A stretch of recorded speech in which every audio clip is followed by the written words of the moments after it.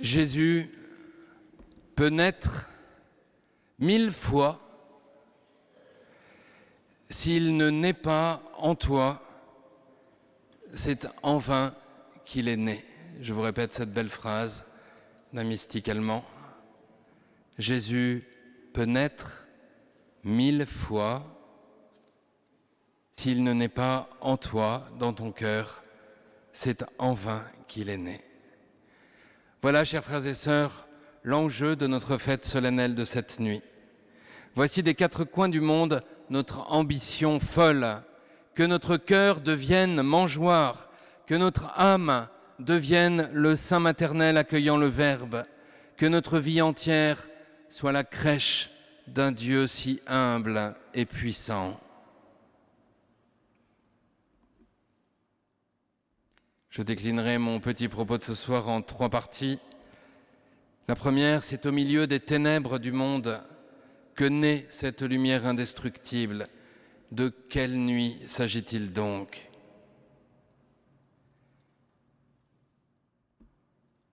Un deuxième regard sur les hôtes de la crèche que sont les pauvres bergers. De quoi sont-ils l'annonce et la figure ? Et enfin, un dernier focus sur Marie, l'icône du chrétien. C'est donc au milieu des ténèbres du monde que naît cette lumière indestructible. Quelles ténèbres le Seigneur veut-il chasser ? On le sait, la grande fête de la lumière chrétienne est davantage Pâques que Noël. Souvenons-nous de la vigile pascale, le cierge pascal allumé au feu et qui rentre seul dans la basilique, et puis tout le monde qui allume son petit cierge avec. Ça, c'est Pâques, c'est pas Noël. Mais cette lumière du Christ ressuscité, descendant aux enfers, libéré Adam et ressuscitant dans sa gloire, se montrant dans la blancheur de ses habits au jardin de la résurrection, eh bien, c'est bien déjà cette lumière qui brille à Noël. Dans les ténèbres de son époque, aux périphéries de la grande ville de Jérusalem, dans la cité de David qu'est Bethléem, la lumière vient, mais elle vient humblement, comme la touche discrète mais bien visible de la lumière dans un tableau de Rembrandt ou de Latour.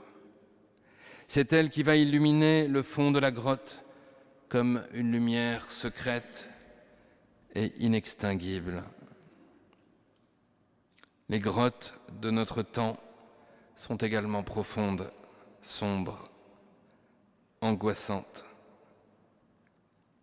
La grotte des guerres et des persécutions. La grotte de l'exploitation désordonnée de la création, de l'exploitation des hommes, des femmes, des enfants, réduits à rien. La grotte de l'ignorance de Dieu, qui est sans doute la plus désespérante. La caverne des frustrations et des échecs, des deuils et des maladies. La grotte de nos péchés et de nos vices. Vous l'aurez compris, chers frères et sœurs, c'est ici, dans ces grottes profondes, que Christ veut naître. Nos ténèbres peuvent nous paraître très épaisses, impénétrables à toute lumière. Elles nous paralysent et nous perdent dans le noir. Alors, au cœur des ténèbres, nous voulons accueillir cette sainte lumière, non pas un éclat qui nous paralyserait également, mais l'humble lumière de la sainte humanité de Jésus. Déjà, simplement, humainement, combien la naissance d'un enfant est une belle chose. Mais cet enfant-là,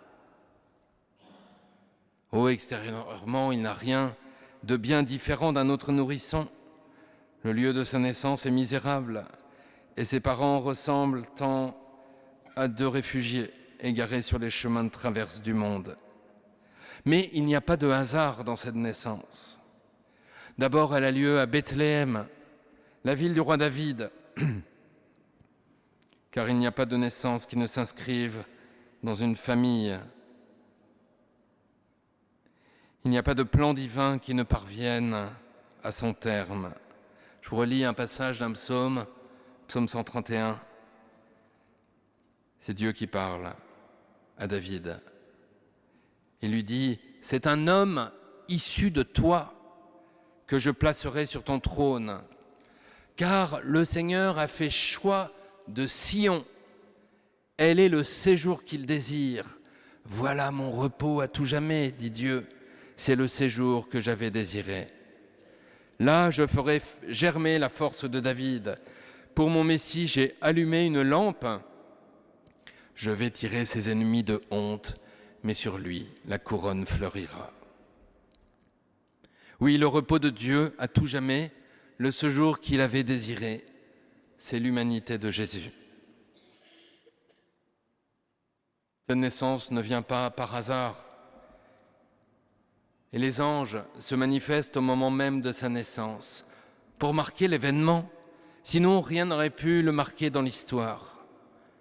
Ainsi, le Fils du Père, deuxième personne de la Trinité, qui a abandonné tout signe visible de sa gloire, eh bien, il est confessé et annoncé par ces êtres glorieux que sont les anges. Cette naissance n'est pas un hasard, parce que c'est une vierge qui enfante, comme le prophète Isaïe l'avait entrevu et annoncé. Cela non plus n'est pas visible et de l'ordre du mystère le plus intime, mais nous le savons et nous le professons.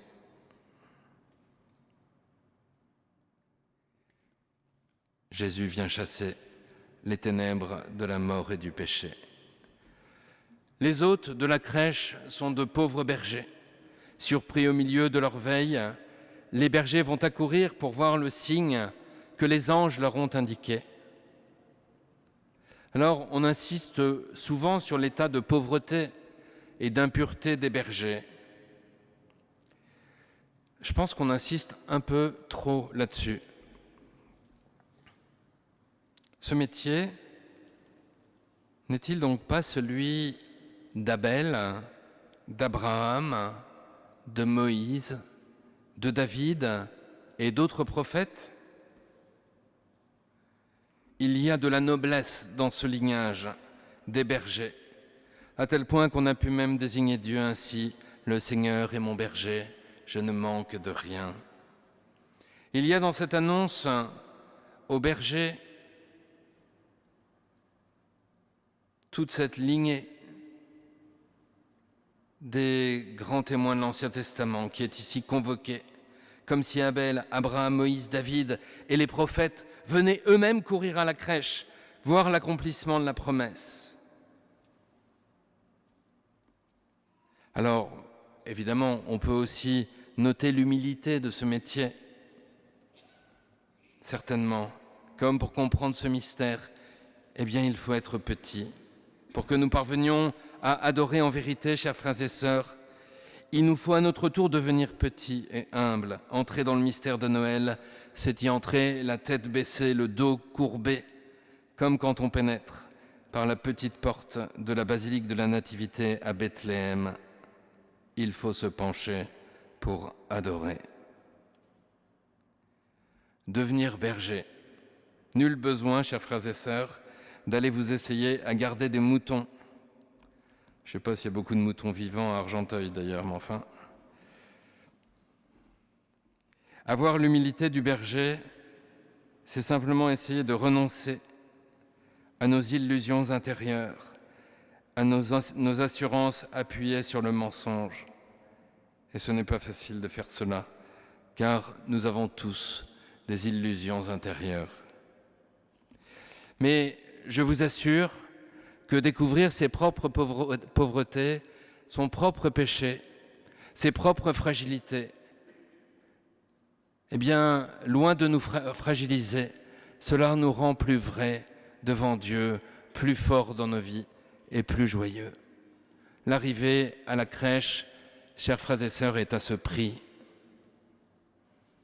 Effectivement, qui aurait envie de fanfaronner à la crèche ? Qui aurait envie en face de ce Dieu si petit de crier « Regardez-moi » ? Si un Dieu se fait si petit, combien notre abaissement est nécessaire et combien devons-nous trouver notre joie à cet abaissement. Terminons par ce regard sur Marie, éclairée au cœur des ténèbres par la bonne nouvelle de cette hyper-proximité divine, reconnaissant à la fois cet hyper-amour et notre totale pauvreté. Il nous faut lever les yeux et les poser sur Marie, la mère de l'enfant Jésus. Contempler Marie est une école de vie et de beauté, une école de conversion et d'apprentissage de la beauté. Marie éclaire notre monde de la lumière de Dieu. Elle illumine de la gloire de Jésus. À la croix, elle devient notre propre mère. Elle qui revêtit son jeune fils de sa tunique. Elle qui habilla Dieu lui-même. Combien plus elle peut nous revêtir à notre tour de tout ce qu'il nous faut pour vivre, protégés des assauts du mal. Car oui, le mal nous assaille. Mais oui, Marie nous tisse le vêtement de lumière qui nous protège du mal. Chers frères et sœurs, en cette nuit très sainte, laissons la Vierge nous revêtir de lumière. Elle a mis au monde le Fils de Dieu. Pensez à chaque mot de cette phrase. Elle a mis au monde le Fils de Dieu. Et bien qu'aujourd'hui, au cœur des nuits de notre monde, elle mette encore au monde le Seigneur en nos cœurs, en ce monde. Amen.